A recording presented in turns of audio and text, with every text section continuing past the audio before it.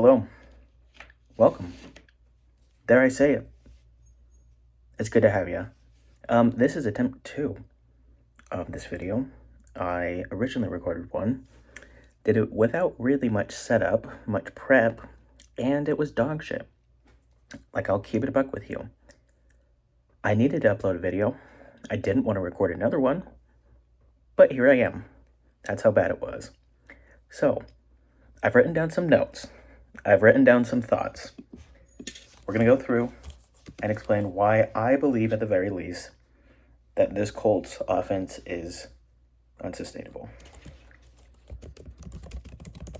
As I write one last note, hang on. Consider this drumroll for a dramatic effect.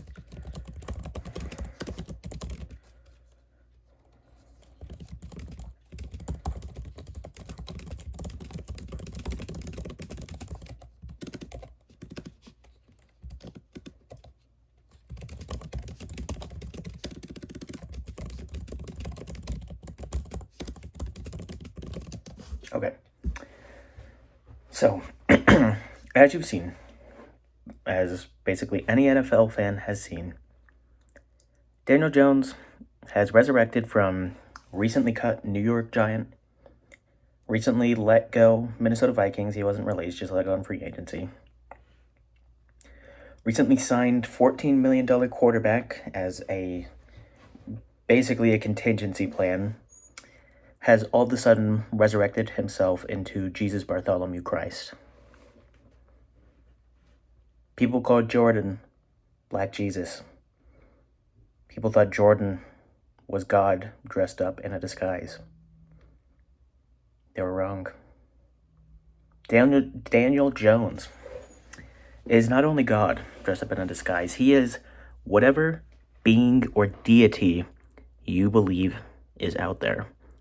Be that the spaghetti monster, be that Mothman, be that God, be that, I won't name any other gods. I can name them, like, don't take it that way. I just don't want to be, like, terribly offensive. I'm not sure how saying other religions' gods' names would be, how appropriate it would be in a context like this, but simply put, Daniel Jones has been at an absurd level this year.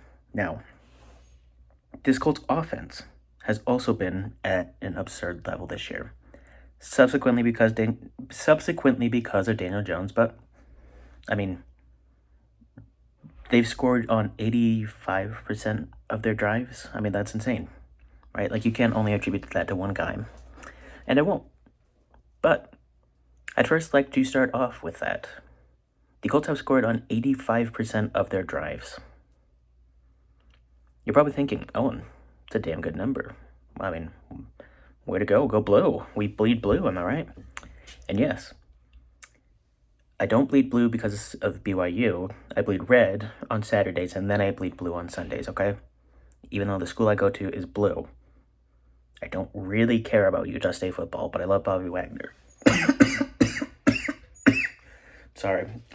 I'm allergic to college football, even though I actually sometimes prefer it over NFL. Depends on the team, depends on the player, players. But, as I said, the Colts offense has scored at an 85% clip. You're probably thinking, Owen, has that ever been done before? My sweet, beautiful baby child,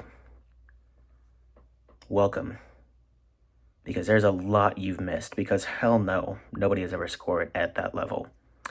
In the past decade, ish.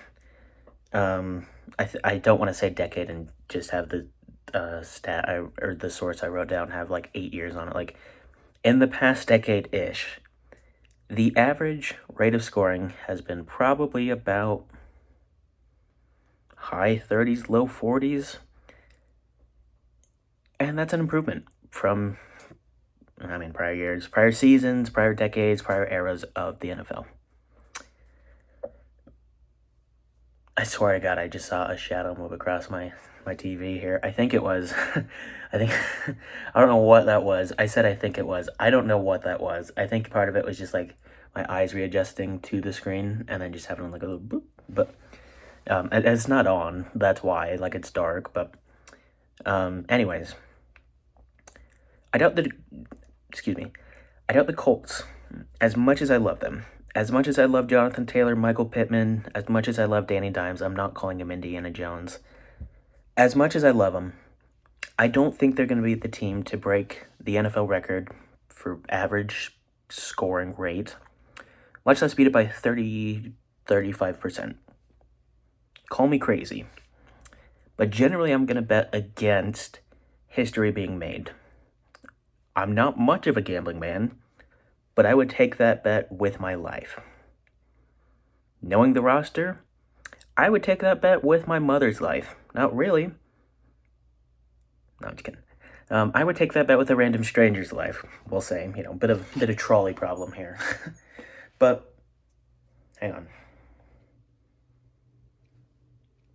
I never really wore chapstick. I tried wearing it, and now my shit hurts just all the time. I'm either allergic or Big Pharma. It's like, fuck you, poison in your lips, bitch. RFK somewhere cackling and hacking up a brain worm while he prepares his speech in concrete mixer. Where was I? Oh yeah, 85% scoring rate. I love this team. I love the players. This team is not going to break an NFL record. This team is not going to break an NFL record. I say not break an NFL record. A season-long NFL record. This team is not going to break an NFL record in relation to scoring. Season NFL record. Whatever. When I say this, I mean season. This team is not going to break a scoring record.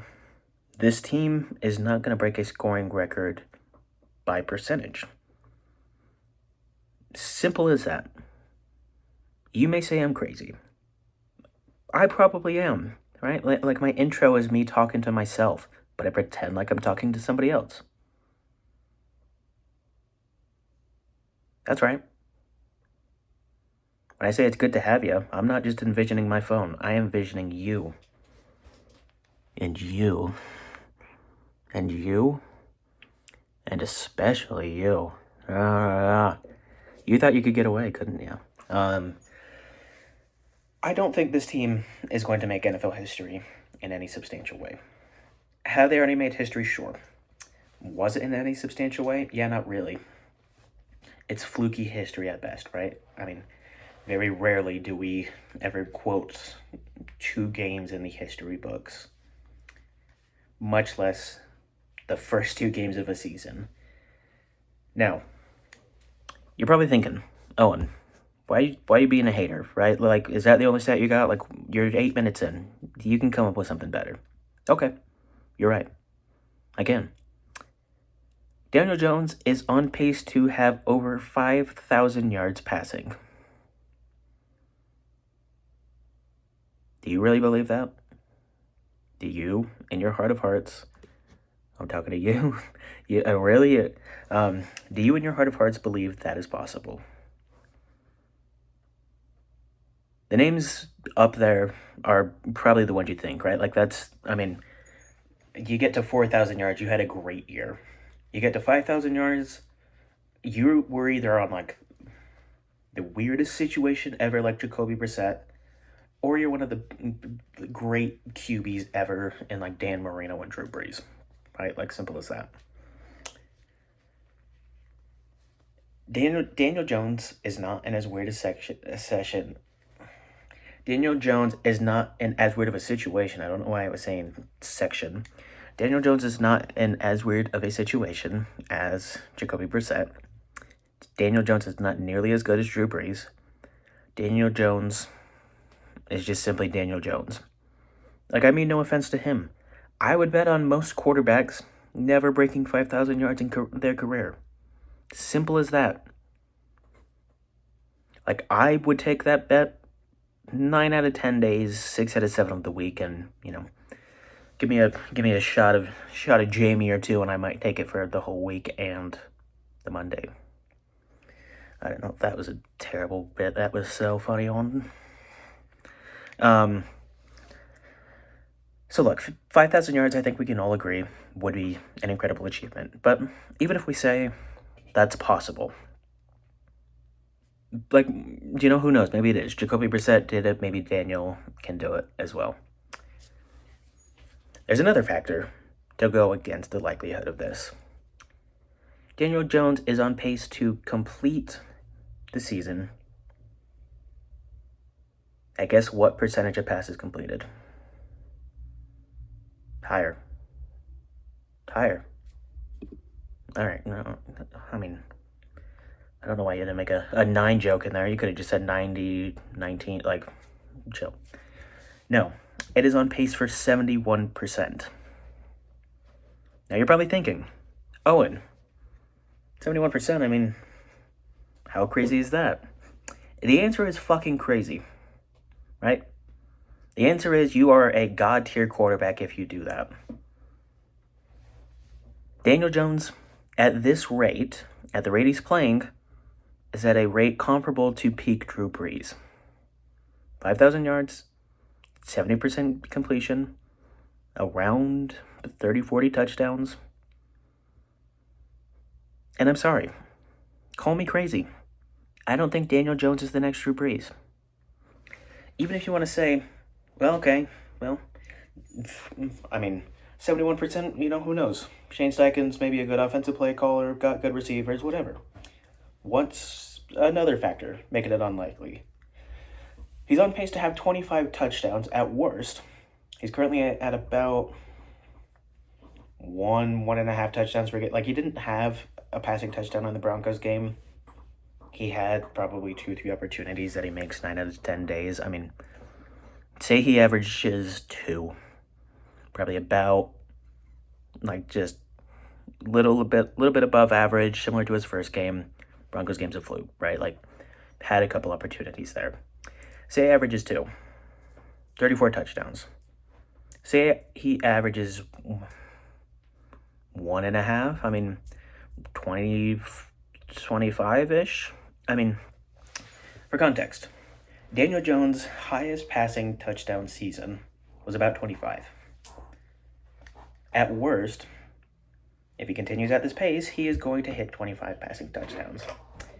Now, you're probably thinking, oh, and 25, that's not many, you know. 71% completion could happen. 5,000 yards, Jacoby Brissett did it. What else do you have to go against this? I'll say it again. Daniel Jones is on pace to have a Drew Brees-esque season. You're probably thinking, Owen, is Daniel Jones just secretly Drew Brees the whole time? In comparison to their careers, no. Both started off a bit injured. Both started off a bit shaky. The only difference is Drew Brees got up to speed and Daniel Jones never did. Yeah, both had high completion percentages, but as I went through in my last video that you will never see, their touchdown to interception ratio is vastly different. Yak, vastly different. I mean, like, it's couldn't be more different. Completion percentage is about as good as it gets in terms of comparison. But you're probably saying, okay, you know, maybe Daniel Jones is Drew Brees, right? Maybe Daniel Jones will have 5,000 yards. Jacoby Brissett did it. Or not Jacoby Brissett. Is it Jacoby Brissett? No, Jacoby Brissett's the quarterback for the Raiders. Who's the quarterback for now the Giants? The guy. You know who I'm talking about. Maybe it is Jacoby Brissett. I don't know. I'm tired. But ultimately, my point still stands. You're probably thinking, okay, you know what? Maybe Daniel Jones is Drew Brees. Maybe Daniel Jones is Dan Marino. Maybe Daniel Jones will have a 70+% completion season. Maybe Daniel Jones will be one of the few quarterbacks to have 5,000 yards.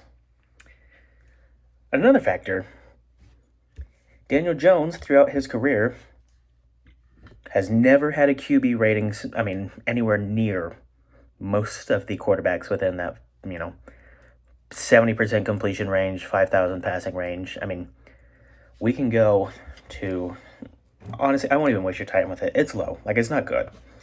It's probably 50, 50, 60, 40, 30.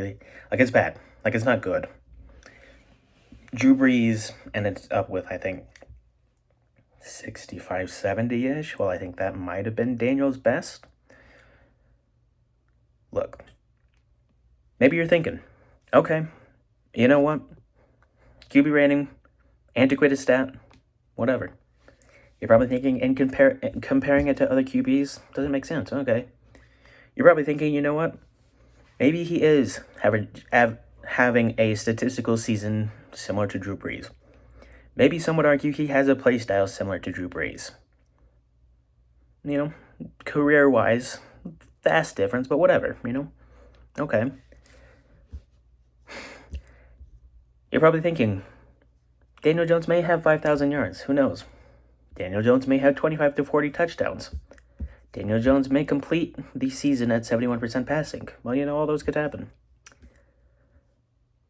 With the options I've listed, even if you count on the Drew Brees ones, the odds are against it, just simply put. But then you look at some more nuanced factors. Daniel Jones for his career completes 44% of his passes under pressure. Okay, you're probably thinking Colts offensive line is good. You know, we got Q, Bordolini's looking good, Consalva's looking good. Bernie struggled a bit, but, you know, fine, he'll get up to speed. And while I agree with you, I think this Colts offensive line is better than I thought.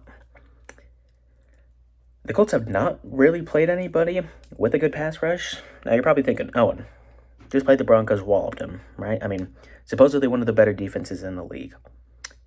Now, when healthy, I fully agree with you, right? Like, I think the Dolphins defense when healthy can be Broncos defense when healthy can be pretty damn good.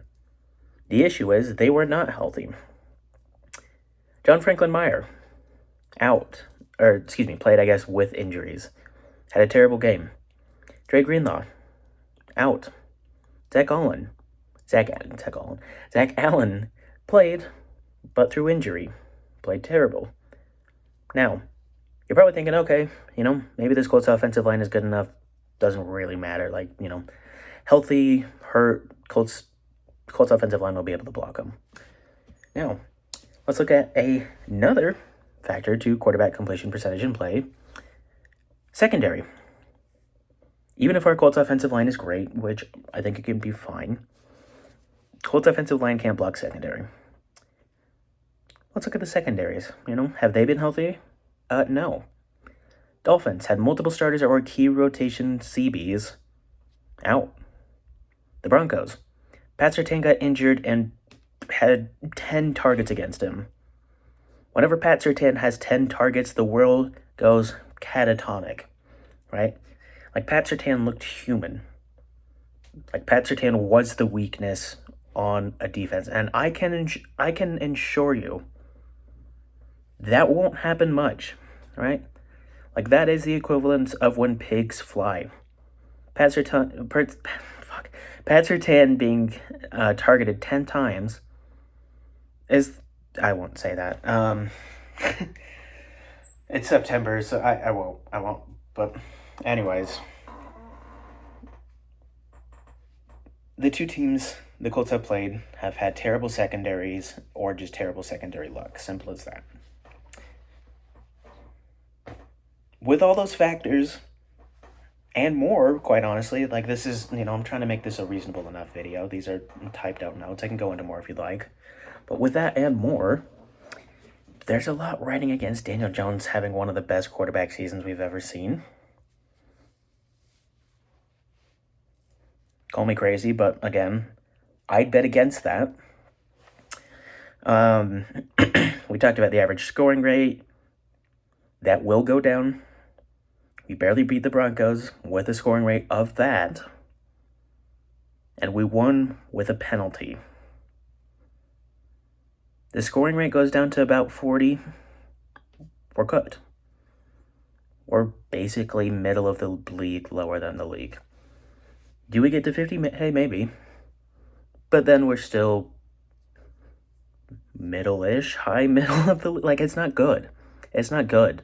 I mean, if this Colts team drops down to, 50% scoring rate, it means they're either going to need to change their style drastically because they have such slow play style, which I think would lead to just worse play. This is an offense that cannot really be sped up. It's a very short get your yards, crawl up the field offense. We'll get to there when we get there. I think that either means they need to speed up the offense or they're just cooked. Just simple as that. Like, you're just cooked if you can't maintain that.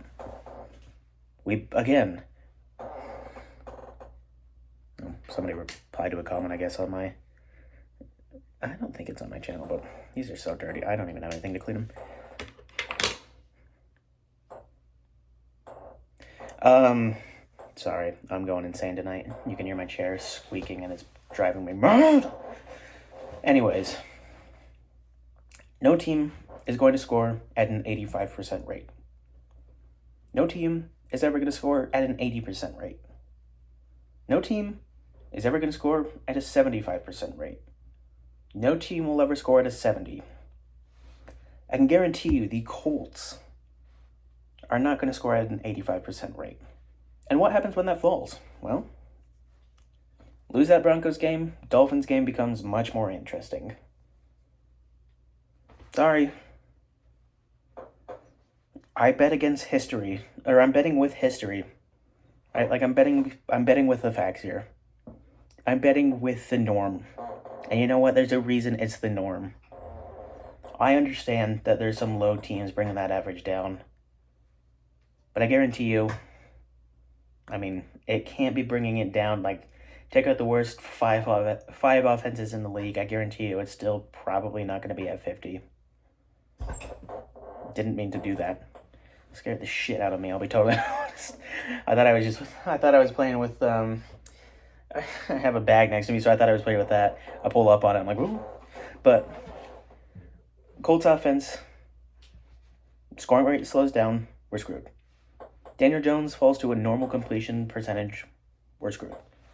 Daniel Jones' passing rate goes back down to a normal quarterback percentage, we're screwed. Daniel Jones' passing percentage goes back down to even above average completion.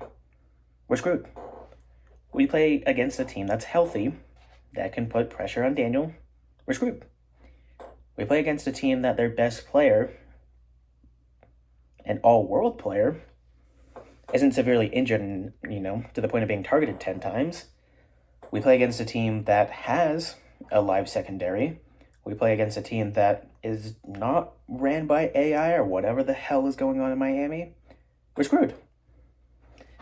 You can look at Daniel Jones' average depth of target. It is short. If you have a team who can bring pressure and have competent CB play, okay. You might end up okay. Now look, maybe I am being a hater, right? Like, there's more than one guy on the offense. What about Spencer Schrader? Guy had a heroic kick last game, walk-off kick, won the Colts the game. Started him off 2-0 for the first time since I think 2008. Hasn't missed a kick so far. Looked pretty damn good. Don't get me wrong. Coming into camp, I didn't really care about the kicker battle. Coming out of the camp, the words I was chanting from the Coliseum field goal... I've actually been to the Coliseum, it's very cool. But the words I was chanting from the Coliseum's field goal is Schrader, Schrader, Schrader. All right? And that's not me saying shredder with a speech impediment. That's not me making a Teenage Mutant Ninja Turtles joke. This is a frog shirt. It's not Pepe. I'm not a 4chan type of person. But do we really think our kicker is going to be one of 3 kickers to have a perfect season? Spencer Schrader missed that first field goal, we lose. Spencer Schrader misses that second field goal, we lose. Spencer Schrader misses any of his field goals during that game. I just want to clarify, during that game, we lose. Simple as that. We lose. How many times is Spencer Schrader going to miss a game-winning kick and the Colts are going to get a penalty in their favor? The penalty being one I've never heard of. I've watched a lot of football, never heard leveraging. Not once. Maybe the teams I follow are really good at not leveraging, and maybe the teams they play just get lucky. I don't know. But I doubt leveraging is going to happen on most game-winning kicks. So, Spencer Schrader goes down to a healthy 90%. We potentially lose. We potentially start off 1-1. What if that field goal went in? That 60-yard Hail Mary went in. I think it's still right to question Shane Steichen's play calling. I'll give the guy credit. I think he would be a good OC, and he has been. I still don't think he's an NFL head coach, and I still don't think he should necessarily have full executive decision-making. We saw in that Broncos game him go for multiple fourth down conversions at basically the middle of the field or their own side of the field. Now, you're probably thinking, Shane's a creative guy. He'll come up with something unique. Nope. QB sneaks. A Tyler Warren run that I immediately called as soon as I saw Tyler Warren motion to the backfield. A QB sneak. And a run up the middle. I think one of which worked. That's not even to mention the last drive. I don't think the Colts passed at all on the last drive. Colts were down 2, right? I mean, there's a duh. Colts were down a number that, if a field goal was kicked, it would have won. So 1 or 2, take your pick. And Shane ran it. Shane killed clock. Shane didn't take a timeout until, I think, 7 seconds left. Shane was okay with letting his young kicker, I think his second-year kicker, kick a 60-yard field goal when the longest he'd made in practice that day was 59.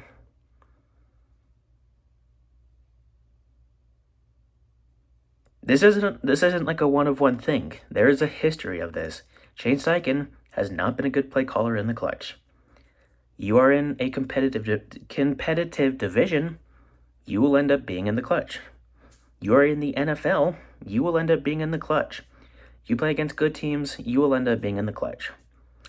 And I don't know if I'm necessarily confident that, sorry, another YouTube comment. Not on here, unfortunately, but do comment on here if you like this.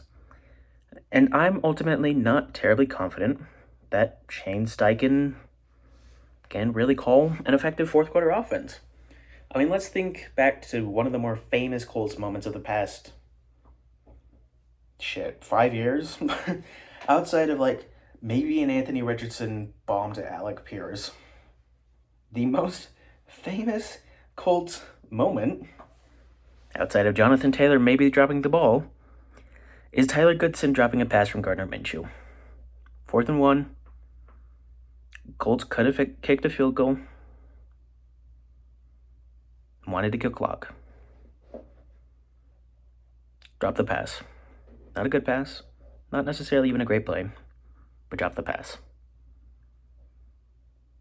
I think that is a good embodiment of Shane's fourth quarter play calling. Not fourth quarter, that's unfair. Late game play calling, call it. I've never seen him in a situation where I'm like, you know what, that was great play calling towards the end of the game, right? You manage the clock well, use your timeouts well. No. Even if we get to a point where we could come back, I don't trust Shane Steichen to lead us back. Can it happen? Sure. Has it happened? Probably. Will it happen again? Yeah, I wouldn't be shocked. But even if we get into that clutch point where Spencer Schrader, can miss a 60-yard kick and we can get a penalty, I don't trust Shane to necessarily get us there. Now, let's... Did I just say now twice? I did. How now, brown cow? Now, let's move on to Jonathan Taylor. Love the guy, right? I mean, second best player. I think that still goes to Q, but second best player outside of Q. Maybe Buck. One of the Colts' best players outside of Q. Not a good run blocker. Not a good pass blocker. Simple as that. Go check out his PFF grades.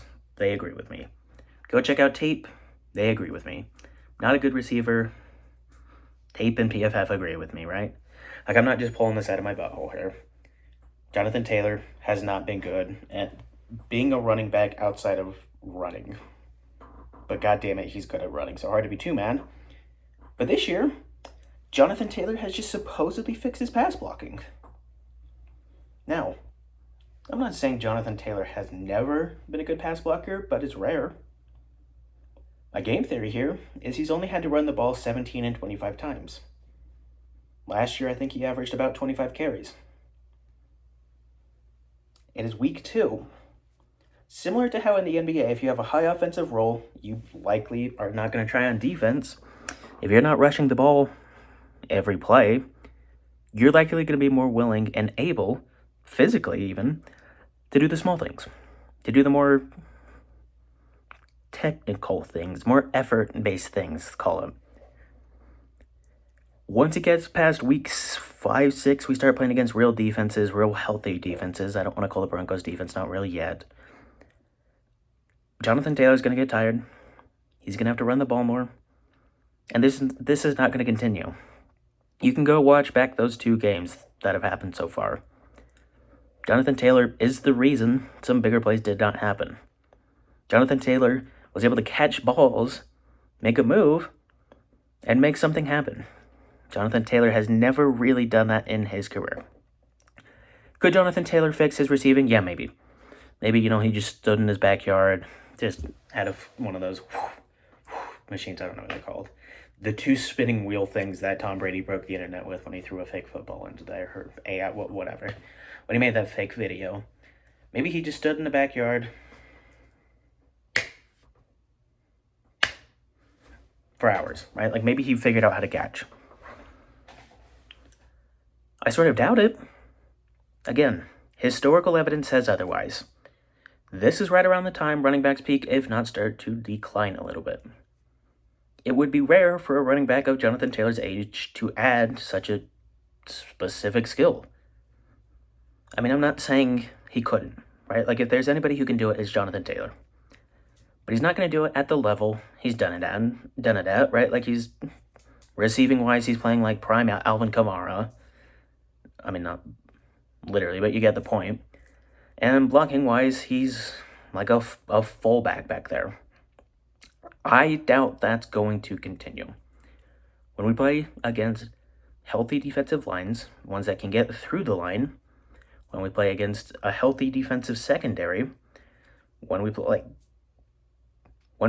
against a real defense, again, not trying to call the Broncos defense not real yet, unhealthy, but when we play against a healthy, real defense,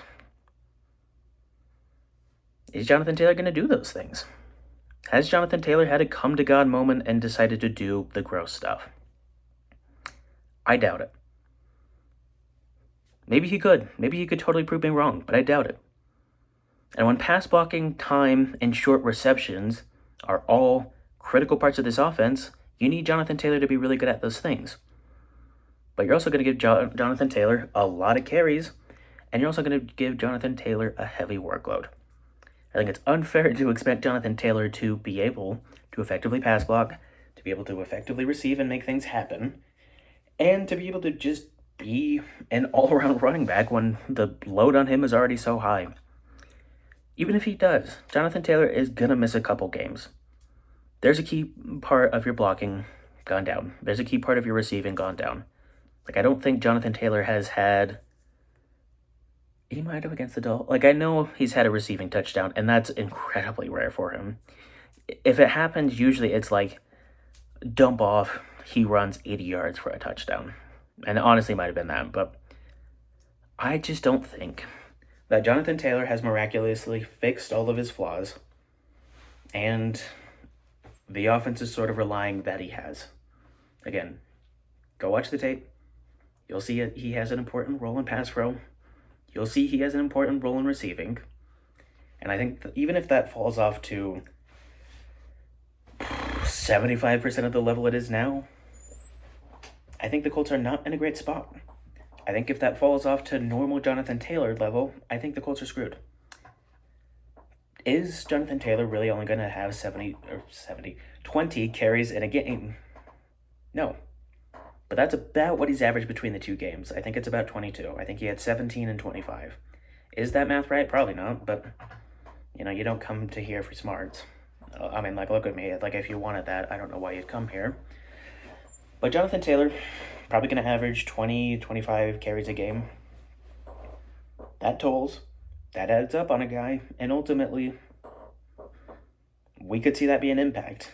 I also, like I said earlier, think that once those attempts go up to a normal level, pass pro, pass catching, all the gross stuff of being a running back go down.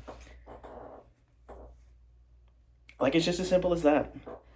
I don't expect, I don't know, Luka Doncic to be great on defense because he's already so good on offense.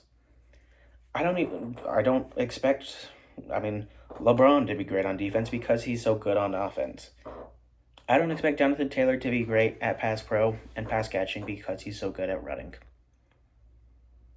But if he isn't, it seems like the Colts are not in a great spot. I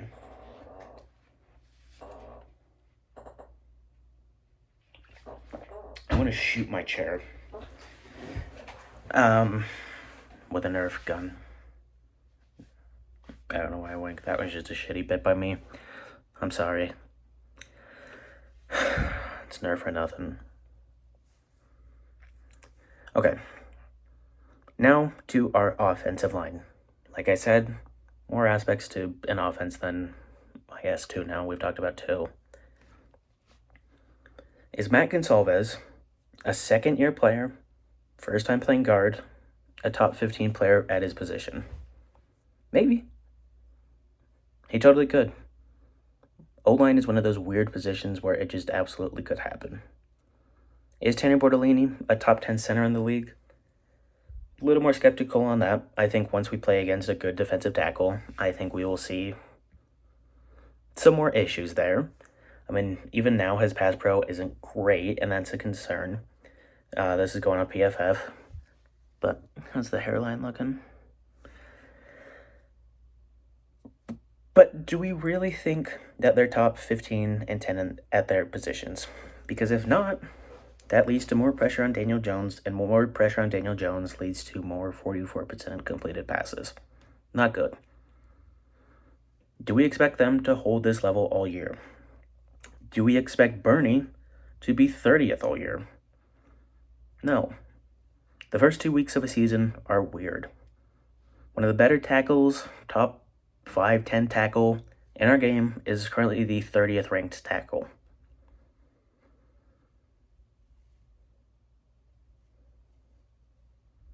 A basically rookie right guard is 13th. I think 13th, 15th, I don't know. A second-year center is 10th. I'm not saying it's impossible, right? I think if there's any group that could make that leap, it's this offensive line. I didn't hate the Jalen Travis pick. I swear we drafted one more player. Maybe I'm tripping. I liked the Jalen Travis pick. I feel like we drafted another player I'm thinking of, but if there's a group that can make a jump, I feel like it's this group. So, could I be wrong? I might be. I might already be. Maybe they, hold this level against Chris Jones and Max Crosby, right? Maybe they do. But when they're at this level against second, third string guys, I'm scared that when they go to, Kansas, or I guess Trey Hendrickson's back, or Cincinnati, or LA. I can go on. Sorry, I'm tired. I sort of went slow because I was trying to think of teams with good DTs. But if they go to a team that forces them to have to block a little bit longer, that forces them to have to play against real good DTs, I'm a little bit worried that they regress to even a normal level, if not a below average level. I think that's totally fine if they do. They're both second-year players. Both are semi-new to their... Bortolini less so. But like Consalves is brand new to right guard. Bortolini, different style of player than what Ryan Kelly was, right? A lot smaller, a lot more athletic guy. Bortolini, not as raw, but Consalves very raw. If they fall back to the 25th best offensive lineman or guard or tackle or however PFF metrics it. Is he really showering right now? I'm so confused. I don't even know. Whatever. But if they fall back to a league average level, that leads to more pressure on Jones. That means his 71% completion percentage isn't achieved. That means the 5,000 yards aren't achieved. That means some of the key things that led to us being where we are now, being on pace for a historically epic team, are not met. That leads to more stops if the offensive line isn't holding up. That leads to more punts if the offensive line is not turning up. More punts means we have a lower scoring rate, which means we're not scoring the same amount as our opponents, even if it's the same rate. Simple as that. So while I want to think this Colts team is, one of the great offensive teams ever, while I want to think that this Colts team has, if Daniel Jones passes for over 5,000 yards, a potential MVP. I want to think this Colts team has a chance to win the championship. I want to think Daniel Jones has his turnovers fixed. I want to think Shane Steichen has somehow found magic in his play calling. I do, right? Like, somebody called me a hater or a nihilist. I don't think most haters and nihilists want to be maybe nihilist, depends on your views there. I thought this was like just a shaved part of my eyebrow. I'm like, what the fuck? What the hell? I want to be wrong. I want to be proven so wrong. Right? Like, I offered a guy $100 saying that if the Colts continued scoring at an 85% rate, that would be his. That if Spencer Schrader, basically just what I told you, if all these things continue to happen, I'd give him the money. If the Colts are a top 5 offensive team in the league, I'd give them the money. I'm putting my money where my mouth is. I'm calling my shot. This will not continue. I recorded a video saying this was unsustainable before some stats came out, admittedly. That's why I didn't put it up. But on Sunday, I recorded a video, and this was after I watched I won't oust them. They seem like really nice guys, and I like their podcast. But after I watched a podcast in which immediately after the game, the host said, the Colts are 2-0. I don't give a damn about analytics. I don't care. This is unsustainable. We're 2-0. If it makes me a nihilist to care that this is unsustainable, okay, I am one. If it makes me a nihilist to think and agree that this is unsustainable, okay. If it makes me a nihilist to agree with somebody who is substantially smarter than me in probably most aspects of life, but potentially football, that this team is unsustainable, then okay, I'm a nihilist. But when the experts are saying it, I'm going to agree. Even if they don't want to talk about it, this is unsustainable. This won't continue. Let's look at the Colts schedule now. I know they play against the Titans this Sunday. They'll probably have another performance similar. I think their first real test will probably be against the Rams. After that, it gets into sort of a tougher schedule. Titans, Rams, oof. Raiders can be, oof, especially because, their D-line is solid. Cardinals, oof. Chargers, oof. Titans, meh. Steelers, oof. Falcons, oof. Chiefs, oof. Texans, oof. Jaguars, potentially, oof, depending on, Hunter and some other guys' development. Seahawks, oof. 49ers, oof. Jaguars, oof. I could see this going down the shitter real quick. Admittedly, some of those teams might just be terrible defensively, right? Like the Jaguars could just be awful. They just could. Especially defensively, they could just suck. I think they'll end up being okay. I think Travis Hunter will show he's a solid quarterback as much as I think he was an overrated player in college and as much as I think G&T deserved the award. He's a fine CB. I think once he plays CB more, he'll be more established, and I think he'll end up making an impact on that defense. Outside of that, I don't feel confident in the Colts against any of these teams' defense. I mean, maybe the Falcons, but it's not like the Falcons are a slouch defensively. The Niners, even though they lost a pretty good amount of pieces, have still shown they're a solid enough defensive team. The Titans, I mean, let's look at their depth chart. I feel like they have pretty decent players on the defensive end. Yeah, a defensive end, Sebastian Joseph Day. Nose tackle, Devondre Sweat. Jeffrey Simmons. I feel like he's starting, no? Oluwafemi Oladejo. It says Arden Key is starting. Cedric Gray, Cody Barton, good player. I don't know much about some of these guys. Dre'Mont Jones, Jarvis Brownlee, Jalen Armour Davis, Marcus Harris. I know the last two a little bit, but I mean, those are backups. Nickel, Roger McCreary, Samuel Womack. Pretty good. Amani Hooker. Pretty good. Xavier Woods. Pretty good. L'Jarius Sneed. Pretty good. Is it great? No. It's pretty thin. Not great. Right? Like let's look up Titans injury report.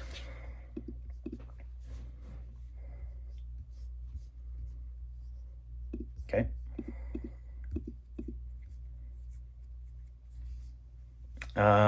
Kevin Winston, questionable. Yeah, that'd be a big loss. Devondre Sweat, questionable. Yeah, that wouldn't be very good. Anthony Orgely. Okay.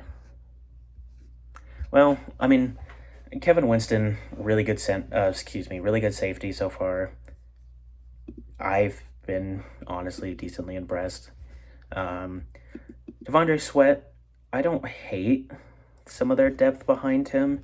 I think he's a good player, don't get me wrong. It's not the end of the world if he's out, but it's definitely better for them if he's in. But, I mean, I think Sebastian, or not Sebastian, he's the end. I think that they have guys who can hold down. Scared the crap out of me. Like CJ Ravenel, I think can sub in.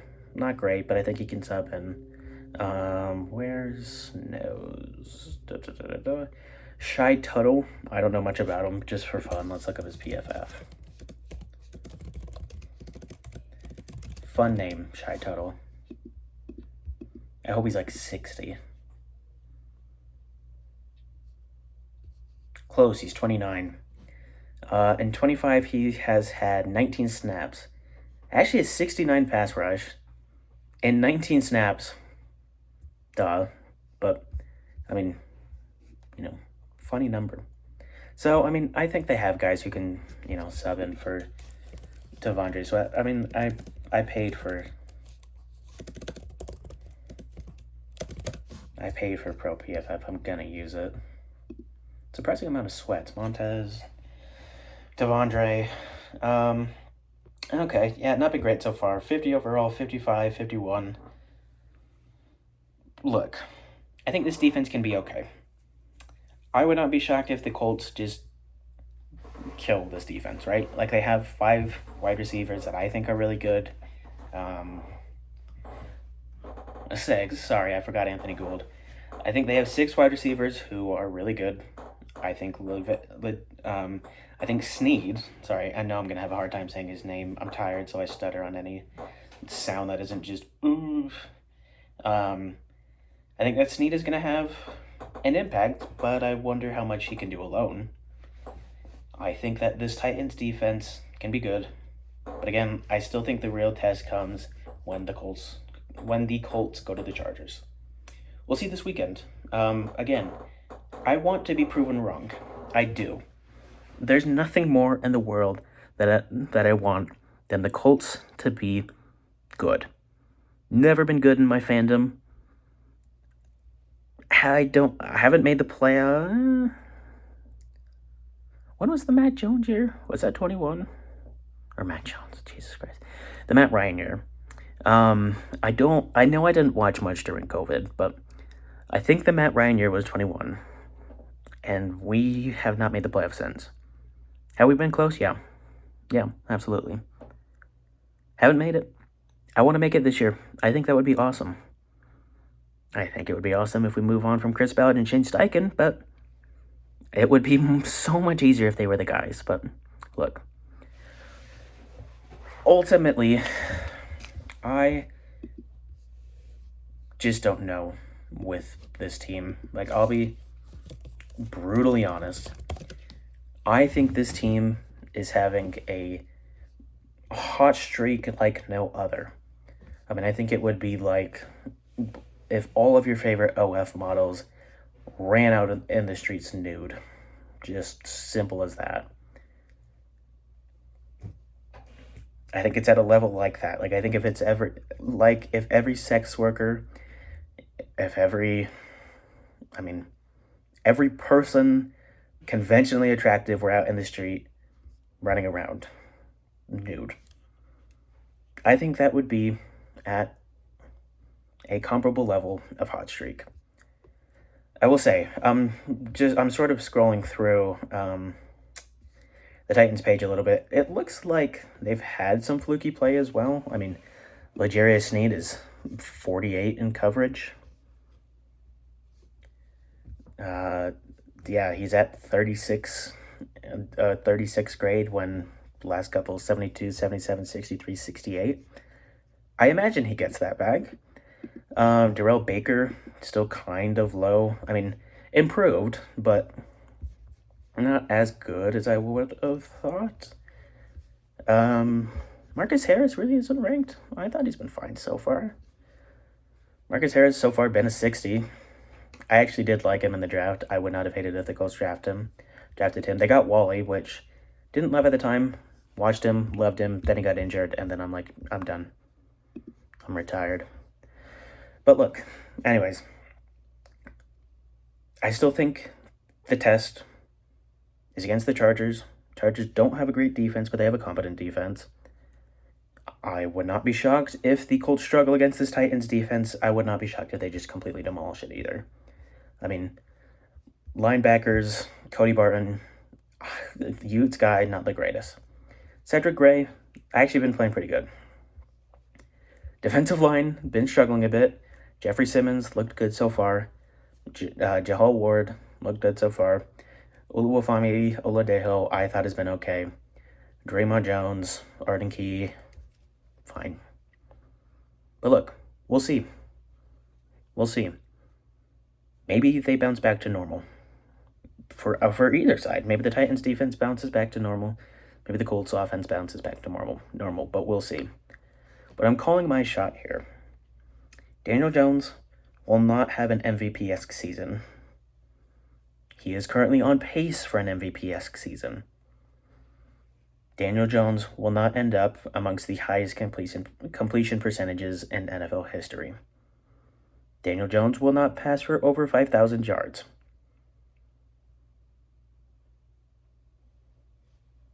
Next, Jonathan Taylor, I don't think is a top 2 running back. I don't think he's going to outperform, at the very least, Saquon, Derrick Henry, maybe Wash, maybe dealing with injuries, we don't know. But I still think there's a decent chance Bijan is over him. I know Saquon is over him. And I don't know if he's really fixed some of the worst issues of his game. And even if he has, is that going to stick when his carries go up? I don't know if this offensive line is going to hold at such a high level against, real defensive line pressure. I don't know if these wide receivers are going to continue to have a, 5-yard pocket to catch every pass, especially when you go against a team that can press. And I think now that people know that the Colts aren't necessarily looking to solo run, we saw this on Sunday with the Broncos. I think if a team plans for pass and run, they can do well. Colts really struggled in that second half. We'll see. Again, I want to be proven wrong. I'm not really expecting anything from this Sunday. I think the Colts will win. I think they'll look fine. I mean, I don't think it'll be much worse than the Broncos. But, yeah. The Colts, not a historic offensive team. Not going to continue to score at an 85% clip. And because of that, they will falter. But I love you guys. Thank you for your patience. Again, like I said, getting off those meds. Hopefully should be able to be a bit more active, have a bit more clarity soon. I won't, but Morocco. But, yeah. Sertraline, not a big fan. Atomoxetine is, I think, the other name. Not a huge fan, but I love you guys. Let me know what you want to see next. I'm planning on doing game recaps to the best of my ability. I'm not going to be able to watch oftentimes like the Sunday of, and I like to sort of wait for more information and stats to come out. Like, I mean, pressers don't really get made terribly public until sort of later in the day, depending on the time of the game. I mean, I think it just makes more sense. I know it's a Wednesday, but probably expect a video Monday to Wednesday-ish, honestly. I'll have predictions for next weekend there if the Colts, of course, play next week. But, yeah. I'm thinking of making more NBA content soon. I'm totally stealing this idea from Unoball. Go check them out. I mean, I'm in their Discord. I'm sub to the Patreon. Fucking hilarious show. Really good analysis. If you like politics, if you like political humor, they do a really good job of balancing it with sports, and also just making jokes about politics in relation to sports that I did not think possible. Like, they made a Rob Pelinka Mao joke, and I was crying in a warehouse. In a in sort of a meme style mock draft, somebody made a Ryan Dunn to the actor Ryan Dunn joke. Ryan Dunn, not the subject of the draft, but they drafted, I think, Danny Wolf, Jonai Broom, and it was somebody else. I don't remember. Somebody else who not good defensively, but and it was just he just said like he had drafted, was it a spade? Somebody, I don't know. He had drafted 3 players who were not good at defense, and he's like, Ryan Dunn's just gonna want to quit this team. We're just gonna kill Ryan Dunn, actually. We're gonna kill him like the real Ryan Dunn. And I cried. All my parm heads out there, stand up. But, yeah. Love you guys. Hopefully I'll see you soon. Subscribe. Better content coming soon. NBA content, hopefully coming soon as well. Been a slow off season. I mean, I posted something about Giddey. Knicks signed Malcolm Brogdon and Landry Shamet. Neither's going to play a ton. If Malcolm plays, it's a break glass in case of emergency, then reassemble the glass and put whatever was in there. Put the Malcolm back in the glass. I mean, no huge impact for either, but yeah. I love you guys. What should I end the video with? Boba!